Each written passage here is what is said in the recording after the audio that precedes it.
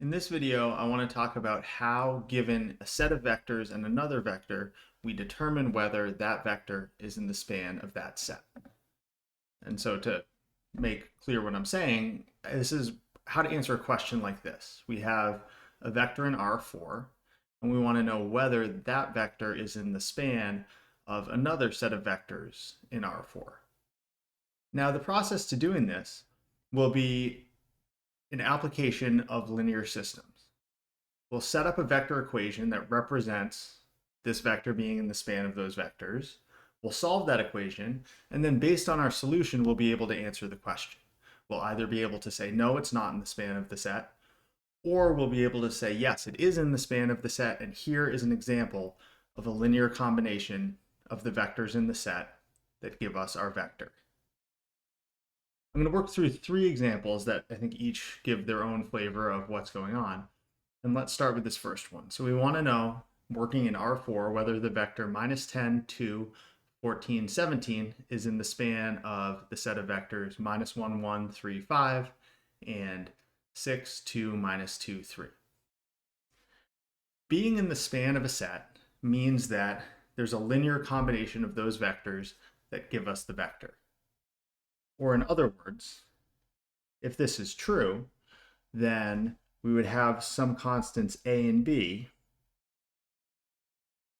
such that when we multiply the first vector by a and the second vector by b,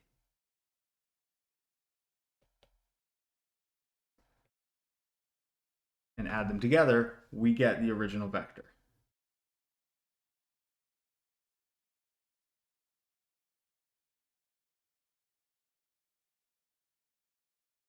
So this vector equation expresses the notion of being in the span of this set. So this is what I mean when I say write down a vector equation. How do we solve a vector equation? Well, we can rephrase a vector equation as a linear system. So this is the same as saying that if we look coordinate by coordinate, in the first coordinate, this is the same as saying that minus a plus 6b equals minus 10. In the second coordinate, it's the same as saying that a plus 2b equals 2. In the third coordinate, 3a minus 2b equals 14. And in the fourth coordinate, 5a plus 3b equals 17. Converting this to an augmented matrix, we're solving this matrix. And as I write this down, you may be thinking to yourself, why is he doing all of this? I could have just written down that augmented matrix from the vector equation, right? When we look at this, we realize, wait a second.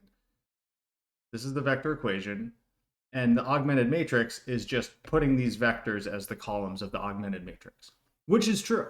And so really this intermediate step here is totally unnecessary. I just wrote it out because if you're seeing this for the first time or you haven't seen it that many times and you're kind of unclear as to why this works, this is why, right? I'm not just writing these things down in a matrix because I can.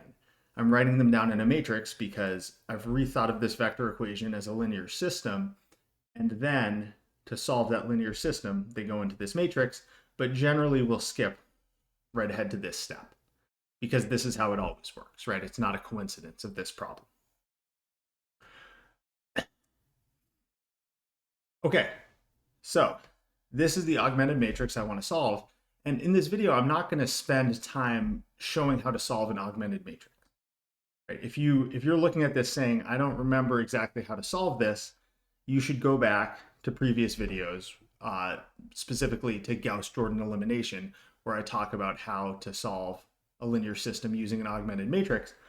But basically, we'll do a series of row operations.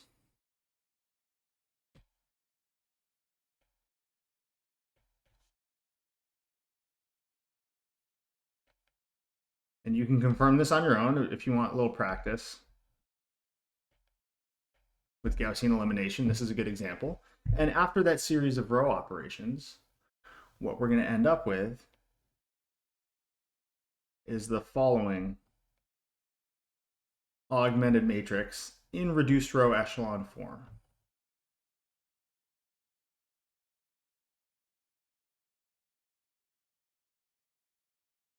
And again, I'm not showing those steps.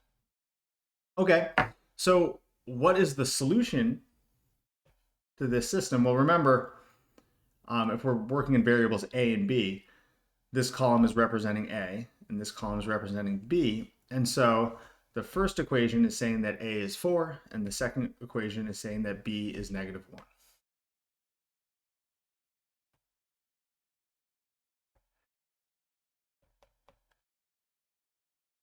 What we've learned is that there is a solution to this system, so this is in the span.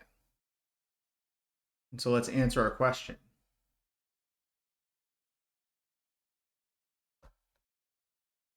That was all the work. Now here's the answer.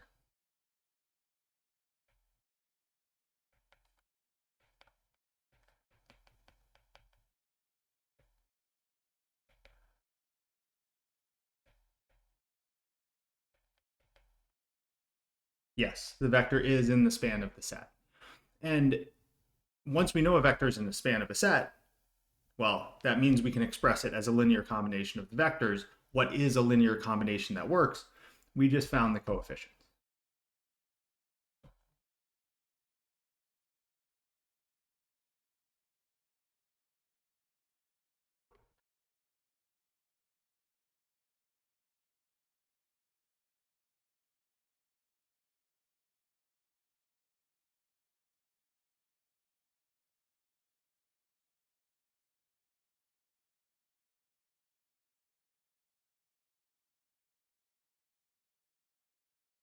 And we should check our answer. You can't always check your answer, but this is a problem where you easily can check your answer and just confirm that this statement is true, right? So in the first coordinate, -4 minus 6 is -10, and we can go through each coordinate and check that this works.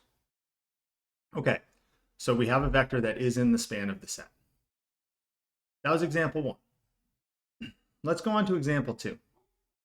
I want to know, now we're working in R3, is the vector 5, 5, 23 in the span of the set 1, -1, 0, 4, -3, 2, and -7, 9, 4.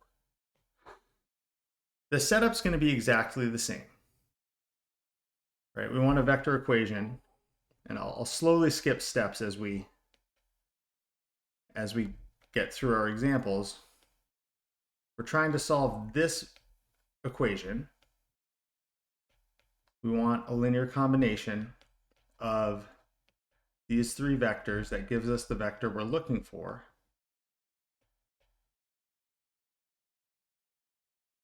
And I'm not going to write down the intermediate linear system, but this gives us the following augmented matrix.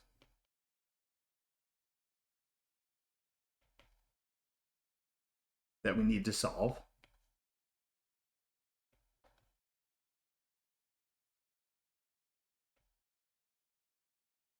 Again, I'm not going to do the row operations, but if you take this augmented matrix and you apply some row operations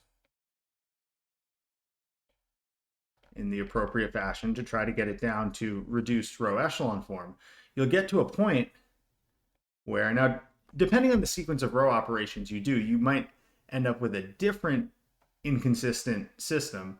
But the way I did it, I ended up with this matrix at some point.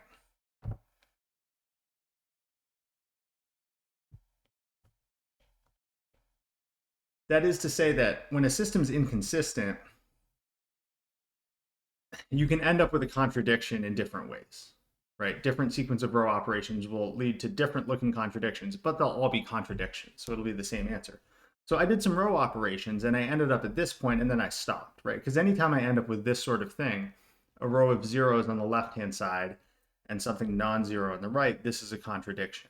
This says 0 equals 3. So the system has no solutions.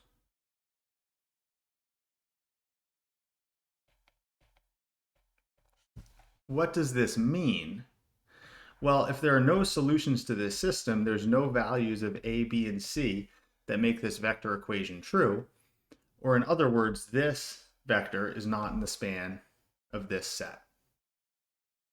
So the answer to our question is the vector, and I'm not going to write it out again, is not in the span of the set.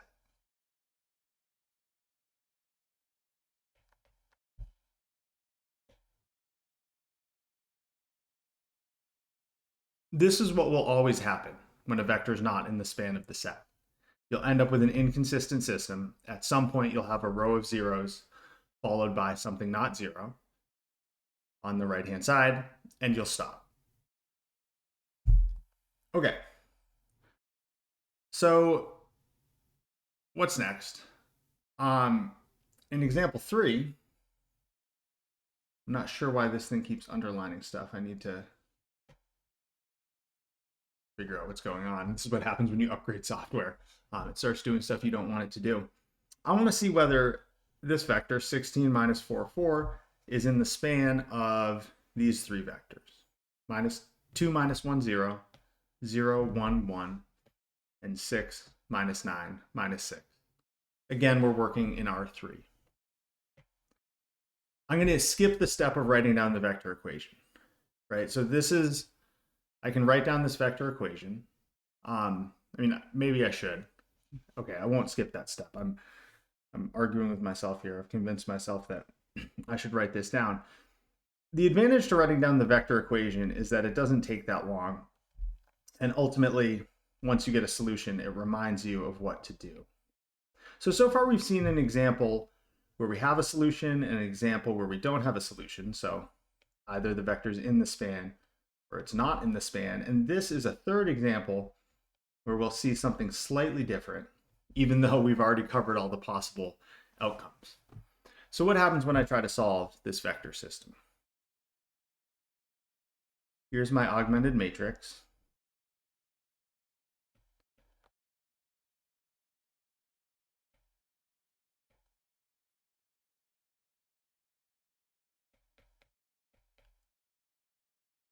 Now I apply a series of row operations.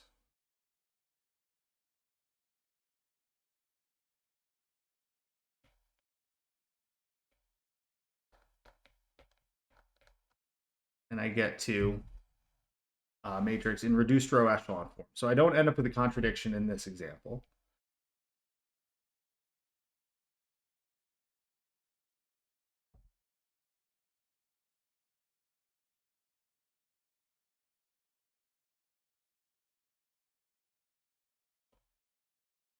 But I do end up with a row of zeros.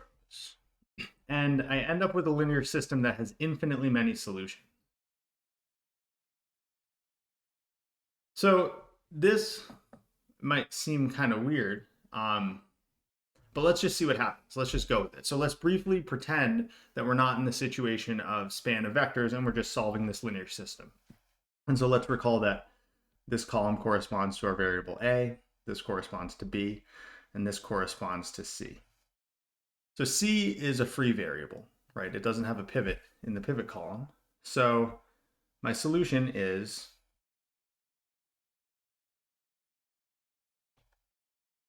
I set C equal to a parameter. Now, what do I get out of B? Well, when I move up to this, the bottom row doesn't tell me anything, right? It just says 0 equals 0. Row 2 tells me that B minus 6C is 4, or in other words, if we're writing this in terms of S, B is 4 plus 6S. And then my first row tells me that, skipping a step here, A is 8 minus 3S. So this is my solution, set of solutions to this system. It's A equals 8 minus 3S, B equals 4 plus 6S, and C equals S. I could write this as vectors, but I don't want to. That's not, I think, that informative here. This is not the answer to the question. right? So I guess there is an answer, right? We have solutions. So this vector is definitely in the span of the set. The answer to our question is yes. Yes, the vector's in the span. So we can write that down. But the question is, what do we do with this solution?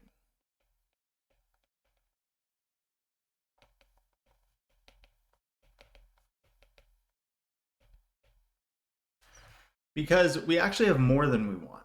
We determined that the vector's in the span because we found a solution, but we found a lot of solutions. And so this is somewhat paralyzing, right? What do we do with this? We have too much information. And the answer is we only need one solution. And so to find the solution, what I'm going to do is I'm going to choose a value for s. And I could choose anything I wanted, but I'm going to choose s equals 0. I don't know why I wrote down that c is 6 here. C is s. So I'm going to choose s equals 0, which gives me that a is 8 and b is 4. But I could have chosen anything. I could have chosen s equals 1. I could have chosen s equals 2. I just chose 0 because that's the easiest one to calculate with, right? It just cancels out all the s terms.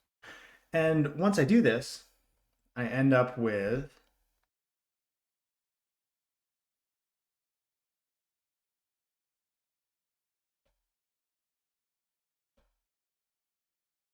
the following.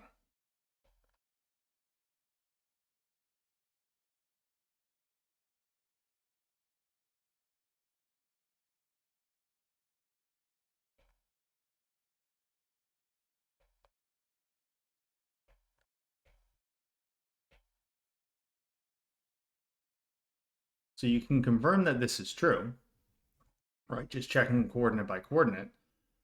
And what I've done is I've written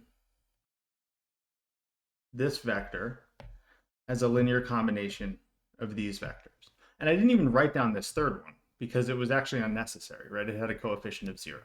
So I showed that it was in the span of these vectors, and in fact, I showed that it was in the span of just 2 of the vectors. So I've covered all the possibilities that can happen. You can either have a vector in the span of a set where there's only one way that you can write it as a linear combination of the vectors in the set. And then you end up with a unique solution, and there's only one possible way to answer the question. You can have a vector that's not in the span of a set, and then you end up with a system that's inconsistent, has no solutions, the vector is not in the span of the set. In this third situation, you have a vector that's in the span of a set, but there's actually an infinite number of ways to write it as a linear combination of the vectors in the set because some of the vectors are superfluous, or in other words, the set's not linearly independent.